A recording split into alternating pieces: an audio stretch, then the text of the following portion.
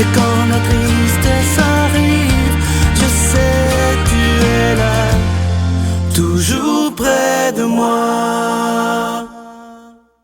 Bon vendredi, bienvenue à votre émission La Victoire de l'amour. C'est incroyable comment le temps passe vite, on ne voit pas les semaines passer.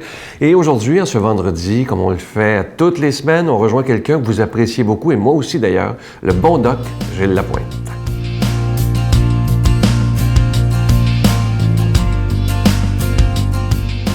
Chers amis, je vous souhaite une bonne journée, j'espère que vous allez bien. Toute ma vie, j'ai abusé des bonnes choses. Seul l'abus du bonheur ne m'a pas rendu malade.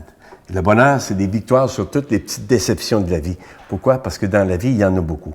Est-ce qu'on est capable de développer des moyens pour vivre en santé, puis d'avoir des conditions pour nous favoriser, nous? Moi, je dis aux gens, vivez donc comme s'il ne vous restait qu'une journée dans la vie. Bon, on l'entend souvent, mais sauf qu'on l'oublie. Attention, ne pas se rendre malade avec ce que j'appelle les niaiseries, des saprées niaiseries. Parce que beaucoup de gens se rendent malades avec des niaiseries. Se faire et conserver, je le mentionne souvent, puis je vais le mentionner souvent, se faire et conserver des bons amis et des bonnes amies. Et aussi de l'engagement. Puis tous les jours, je le dis bien tous les jours, chantez et chantez encore. Même si on vous lance des tomates, chantez encore et continuez de le faire. Et le docteur Servan-Schreiber, ce jeune médecin français qui est décédé il y a quelques mois ou peut-être une couple d'années, il disait, il faut nourrir sa santé, son équilibre psychique, nourrir ses relations avec les autres, nourrir la planète autour de nous. C'est ce qui nous aide à nous protéger du cancer et de beaucoup d'autres maladies, même s'il n'y a jamais rien de garanti à 100%. Et ça, mes chers amis, il n'y a pas d'âge pour ça. Alors, les composantes essentielles d'une vie saine, c'est quoi? Conserver une bonne masse musculaire. Quand je vous mentionne de faire, pourquoi? Parce que c'est les pilotes, c'est le moteur métabolique, la force d'être capable de bouger. Gardez ce qu'on appelle, on entend le VO2 max. Les gens disent, c'est quoi? Être capable de transporter son oxygène, parce que c'est le carburant, c'est la force de combustion. Développer son système cardio-respiratoire. En faisant quoi? En bougeant. Même chose au niveau des nutritions. On entend souvent, on est ce qu'on mange. Je dis aux gens, si tu manges des choses ce que j'appelle, excusez-moi l'expression, de la cochonnerie, c'est sûr et certain que l'énergie, on n'en a pas. Alors, quand on parle de l'importance de la nutrition au niveau des composantes essentielles d'une vie, c'est exactement la même chose. Et j'en parle souvent, l'itinéraire pour vivre 100 ans. On parle souvent de sexualité. C'est pas seulement l'acte, mais c'est les gestes de tendresse. Pourquoi? Parce que c'est de la jeunesse et de la vitalité. Si la vie, c'est des hormones, parce que simplement, juste de caresser une personne qu'on aime, juste de lui faire un bisou, on sécrète des hormones de joie. C'est comme un médicament. Un cerveau, une autre chose pour une vie saine, une composante, un cerveau en santé. Le stress négatif, je le dis souvent aux gens, le stress négatif rend les gens malades. Alors, ce que je parle aussi au niveau du cerveau, surveiller ce qu'on appelle le gras, surveiller le sucre et surveiller les messages qu'on envoie au cerveau et naturellement, l'engagement pour une vie saine, se sentir utile, des bonnes relations, je le mentionne souvent, c'est primordial, l'interconnexion avec les gens de notre espèce. Et naturellement, une des choses importantes, le mouvement. Pourquoi? C'est l'essence de ce qui reflète notre vie. Pourquoi? Il procure la santé. Le mouvement, c'est quoi? C'est la vie. Alors, vous voyez, c'est tout l'ensemble de toutes ces petites choses-là qui, mis un à la suite de l'autre et qu'on pratique à tous les jours, qui nous donnent la santé. Bonne semaine. Notre Père qui es aux cieux, que ton nom soit sanctifié, que ton règne vienne, que ta volonté soit faite sur la terre comme au ciel. Donne-nous aujourd'hui notre pain de ce jour. Pardonne-nous nos offenses, comme nous pardonnons à ceux qui nous ont offensés. Ne nous laisse pas entrer en tentation, mais délivre-nous du mal, car c'est à toi qu'appartient le règne, la puissance et la gloire, pour les siècles des siècles. Amen. En ce carême 2014, je me permets de vous suggérer de faire un don cette année pour la Victoire de l'amour sans attendre aucun cadeau en retour. Il n'y aura pas de livres ni de bijoux, rien. Le plus beau cadeau qu'on peut vous faire, c'est de continuer ces émissions 7 jours par semaine, imaginez, depuis plus de 19 ans maintenant. Et une fois par année, c'est un défi qu'on fait, parce que des fois, c'est tellement inquiétant, je me dis, parce que je sais qu'il y a des gens qui n'enverront pas de dons parce qu'il n'y a pas de cadeau. Mais pour moi, c'est important de dire une fois par année, c'est le carême, on va donner gratuitement, sans rien attendre en retour, simplement par amour pour Jésus, simplement en lui disant « Seigneur, je veux tellement que ta parole soit annoncée que je fais un don à la mesure de mes moyens. » Alors moi, je vous remercie d'avance de ce que vous ferez. Comme je vous dis, c'est toujours inquiétant, mais j'ai une foi infinie en ce Jésus qui est le maître de l'impossible et j'ai aussi une grande confiance en vous. Ça fait plus de 19 ans qu'on est ensemble pour beaucoup d'entre vous. Alors je vous donne l'adresse et je vous dis merci d'avance. La Victoire de l'amour, casier postal 120, succursale Boucherville à Boucherville. Le J4B 5E6, je vous la redonne. La Victoire de l'amour, casier postal 120, succursale Boucherville à Boucherville. Le J4B 5E6. Également par téléphone, par carte de crédit, du lundi au vendredi de 9h à 16h, dans le 514-523-4433, 523-4433 ou sans frais, le 1-888-811-9291, 1-888-811-9291 et aussi sur notre site Internet, le www.lavictoiredelamour.org. Merci de tout cœur de votre don du Carême 2014.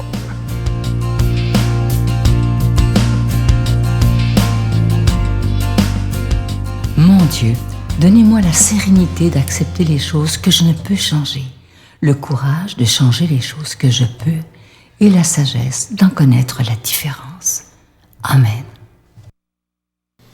Quand je vous dis se passionner de la parole de Dieu, vous le reconnaissez tout de suite, Robert Lemire.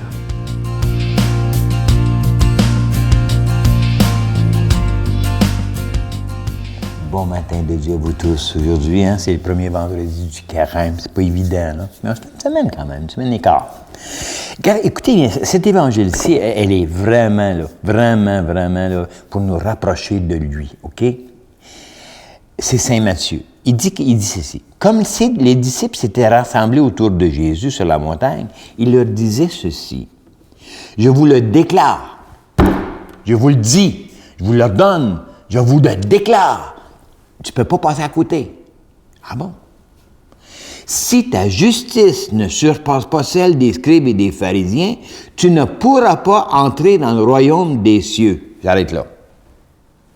Si ta justice ne surpasse pas les scribes et les pharisiens, si ta justice ne dépasse pas les lois, si ta justice ne dépasse pas juste le paraître, oublie ça, tu ne peux pas rentrer au royaume de Dieu.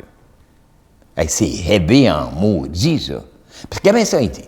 Vous avez appris qu'il a été dit aux anciens, tu ne commettras pas de meurtre. Ben non, faut pas. Ben si quelqu'un commet un meurtre, là, il en répondra au tribunal. Eh bien, moi, je te dis ceci, je te déclare.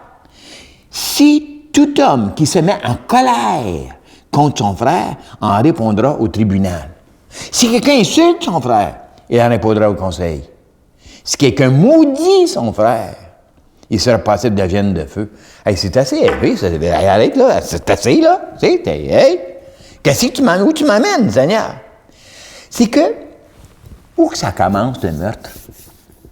As-tu vu le niaiseux? As-tu vu l'épais? As-tu vu? Hey, t'es pas quoi? Ça commence là, les meurtres. Non. Moi, je te lève la main, là. Ceux qui ont commis un meurtre, levez la main. Levez la main, là. Je suis capable de vous voir. Hein? Vous avez peur de lever la main, même si je ne vous vois pas? Ben moi, je m'en vais la lever la main. Parce que oui, j'en ai déjà commis un meurtre. Hein? Quand j'ai dit à un moment donné à quelqu'un, je l'ai tellement regretté, t'es bien imbécile, t'aboutiras jamais à rien si tu continues comme ça. Qu'est-ce que je viens de faire? Je viens de le tuer dans son âme. Je viens de le tuer dans ce qu'il est. C'est pire qu'un meurtre comme ça avec un fusil. Et c'est là qu'il nous emmène, le Seigneur. Il dit, Seigneur, j'ai jamais tué personne. Ben non, mais tu l'as maudit, tu l'as tué dans son âme, en le traitant de je sais pas quoi, en parlant contre, sa réputation que t'as détruit. Qu'est-ce que tu penses que t'as fait? Tu l'as tué. On ne réalise pas ça. À chaque fois que tu as parlé contre la madame ou le monsieur, puis tu as chiolé, puis même des fois tu as dit des affaires que tu savais même pas si c'était vrai ou pas vrai. C'est là que le Seigneur nous emmène. Il dit, t'as commis un meurtre. Tu vois-tu comment que le Seigneur, il dit, si ta justice ne surpasse pas les lois, si ça ne surpasse pas juste les apparences, donc ça veut dire qu'il nous emmène dans ce que nous sommes, des êtres, des enfants de Dieu. Puis les enfants de Dieu, eux autres, là, ben, c'est pas l'extérieur qui regarde, ils regardent l'intérieur. Qu'est-ce que tu fais à cette personne-là? As-tu déjà pensé ce que tu avais fait à une personne? Moi, j'ai tellement regretté, il y a des fois, j'en ai tellement broyé. J'avais vraiment pas réalisé que j'avais fait du tort comme ça. J'étais allé le voir, la personne. Puis j'y ai montré que j'avais tort parce que j'étais fâché, puis ainsi de suite. Mais ça m'excusait pas. Et regarde bien. Il y en a un autre aussi. Il dit, tu sais, on s'en va donner notre offrande, puis on dit, oui, Seigneur, Seigneur. Puis Seigneur, t'es tellement tanné de nous voir faire. Qu'est-ce qu'il dit? Il dit, si tu te souviens que ton frère a quelque chose contre toi, si tu te souviens que ton frère a quelque chose contre toi, laisse-le ton offrande devant l'autel. Va d'abord te réconcilier avec ton frère, puis après ça, tu viendras me dire que tu m'aimes. Est-ce que tu es assez élevé? Regarde comment est-ce qu'il nous amène. Encore là, il nous amène à l'intérieur de nous, dans notre spiritualité, puis il dit, « Hey Robert, arrête de regarder, là, c'est qui est responsable, là, quand ton frère, il souffre. Il a peut-être fait quelque chose contre toi. Mais lui, là, si tu le regardes avec les yeux d'amour, les yeux du cœur, les yeux de Jésus, tu vas t'apercevoir que tu ne regardes pas le geste qu'il a posé, tu regardes sa souffrance. Va voir sa souffrance, Robert. Va voir sa douleur, va voir sa maladie. Parce que c'est ça qui a causé ça. Le geste qu'il a posé, c'est pas lui, c'est mon enfant. Va voir en dedans.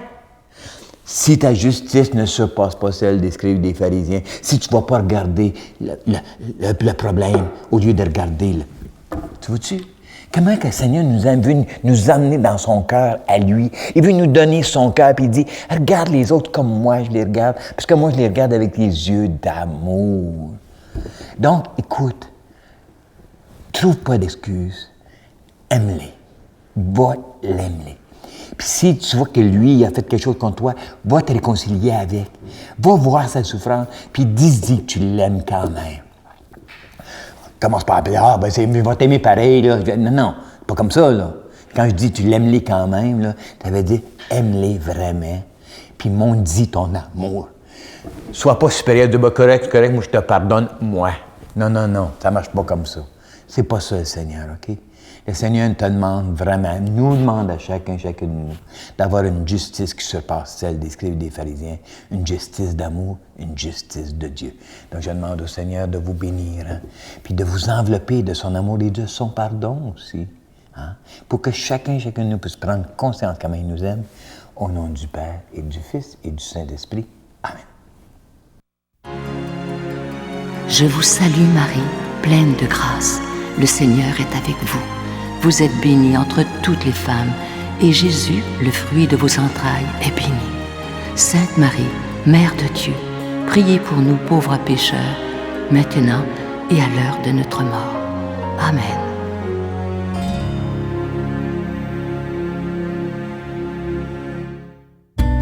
Dans le cadre du 350e anniversaire de Notre-Dame de Québec, la Victoire de l'Amour vous invite à une retraite tout à fait spéciale sous le thème « La puissance de la prière », en compagnie de l'abbé Raymond Gravel, l'abbé Robert Lemire, Jean-Marc Chaput, Sœur Angèle, Sylvain Charon et en chanson Miguel Padilla.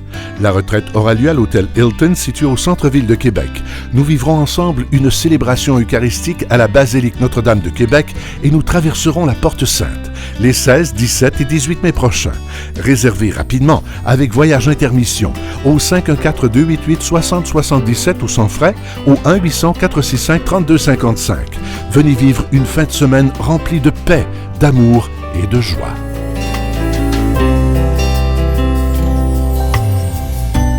En ce vendredi, je vais vous laisser avec une belle pensée. Écoutez bien ceci, c'est tellement vrai. Trop penser à ce que les autres pensent de nous risque à la fin de changer ce que nous pensons de nous-mêmes. Ça, c'est tellement vrai. Et comme je vous dis souvent, l'important, c'est pas tellement ce que les autres pensent de nous.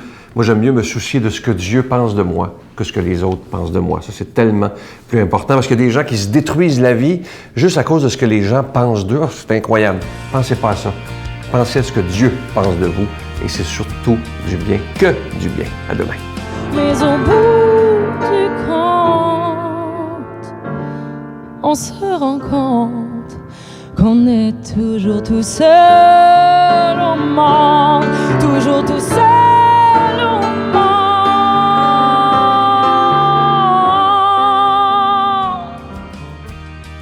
La Victoire de l'Amour remercie de tout cœur les Résidences Soleil de leur accueil si chaleureux.